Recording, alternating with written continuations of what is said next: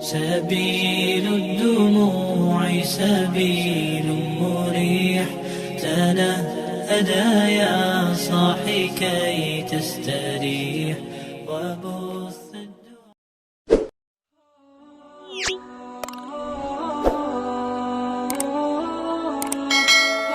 Assalamualaikum warahmatullahi wabarakatuh. Sahabat beriman yang dirahmati Allah.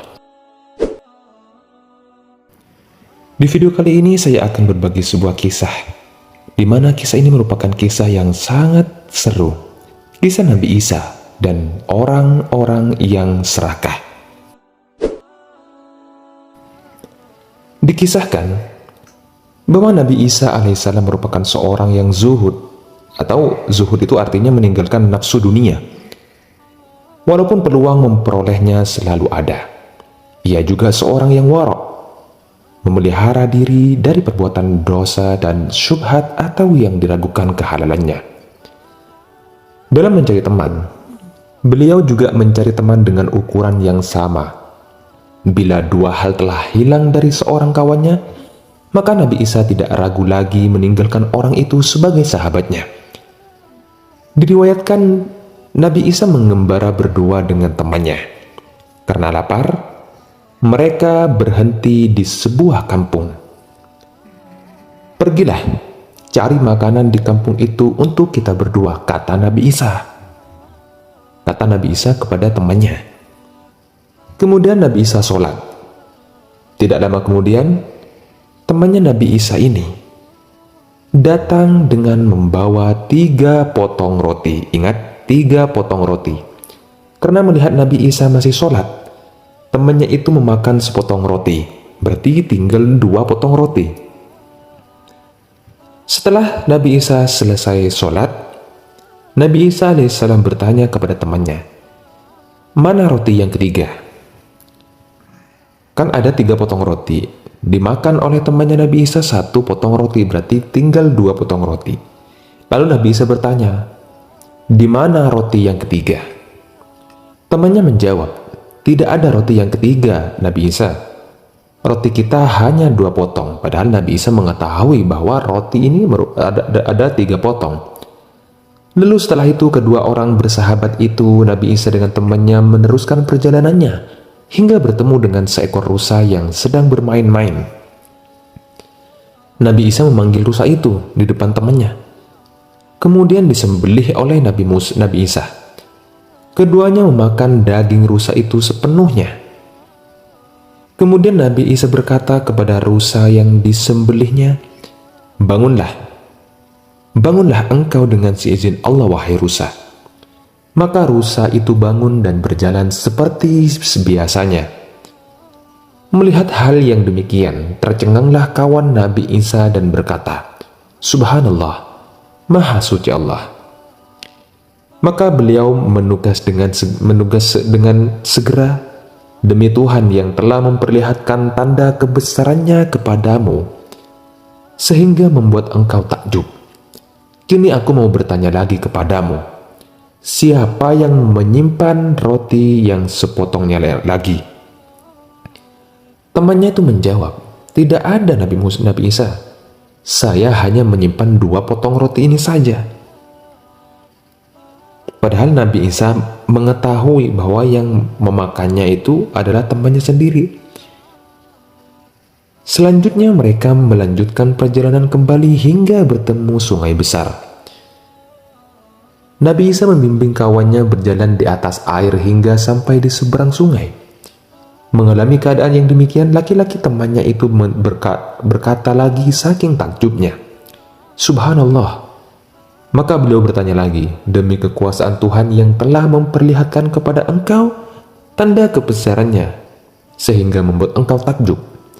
Maka sekarang aku mau bertanya lagi kepadamu, siapa yang telah menyimpan roti yang ketiga itu?" Temannya menjawab, "Tidak ada. Tidak ada, wahai Nabi Isa. Saya hanya menyimpan 2 potong roti itu saja." Masih belum mau mengaku dia. Kedua sahabat itu meneruskan perjalanannya sehingga bertemu dengan sebuah runtuhan kampung yang besar. Di tempat itu Nabi Isa melihat 3 batang emas murni. Nabi Isa mengambilnya sambil berkata kepada kawannya itu, "Kita bagi 3 emas ini. Yang satu untuk engkau, yang satunya lagi untuk aku, dan yang satunya lagi untuk orang yang telah memakan roti ketiga itu." Ketika itu kawannya menjawab, "Ya Nabi Isa, saya orang yang telah memakan roti yang ketiga itu." Mendengar hal itu, mendengar pengakuan yang demikian, tanpa berpikir panjang, Nabi Isa menyerahkan seluruh batang emas kepada kawannya sendiri. Karena beliau tidak berteman dengan pengkhianat dan sangat tamak kepada harta benda dunia, ia tidak percaya kepada orang yang tergila-gila terhadap harta benda dan materi dunia. Temannya yang ditinggalkan sendiri ini rupanya tidak dapat membawa 3 batang emas murni itu seluruhnya. Dalam keadaan cinta kepada batang emas itu, datanglah 3 orang penyamun. Karena melihat ada 3 batang emas murni, maka teman Nabi Isa itu dibunuh. Mantan teman Nabi Isa itu langsung dibunuh oleh 3 orang tersebut.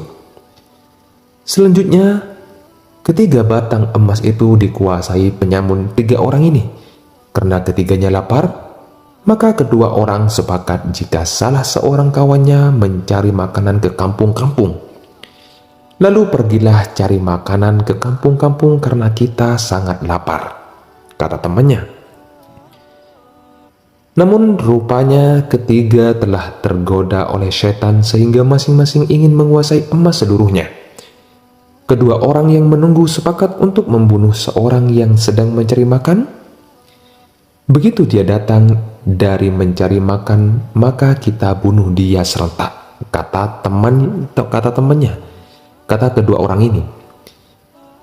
"Ya," kata temannya.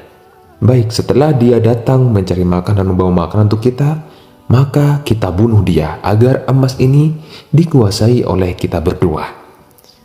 Sementara temannya yang sedang mencari makanan berpikir, "Alangkah baiknya jika makanan yang saya beli ini saya bubuhi racun.